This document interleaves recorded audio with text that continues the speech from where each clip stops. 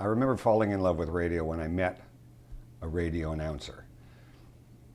And it was at Gage Park in Hamilton. It was a Sunday night concert, and my father was in the concert band, and they had radio announcers as MCs. And the first guy I met was a man by the name of George Balkan. And he did mornings at CKOC in Hamilton, and he was very good. And so he was very nice. Hello, you know, and so I thought, wow, this is really cool.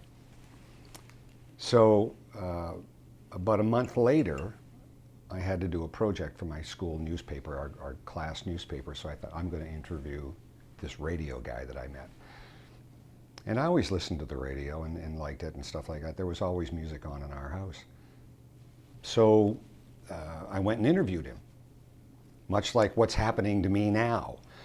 Only it was just him and I had my notebook, and I'm trying to write down the answers, and he said, hold on, Gordy, just I'll write some stuff for you. And he went to a typewriter and started typing. I'd never seen a man type before in my life. That's just the way it was.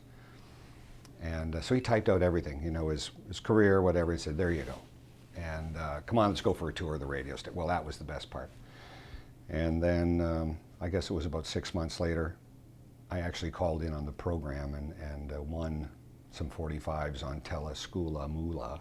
You know, you guessed a grade, whatever. And I was hooked. I mean, it was just, I always listened to the radio, liked it, and wanted to be one of those guys. And then he moved.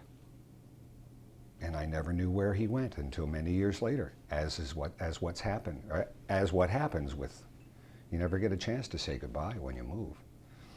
And so I found out he went to Montreal, and a big name in Montreal. He passed away recently. Great guy.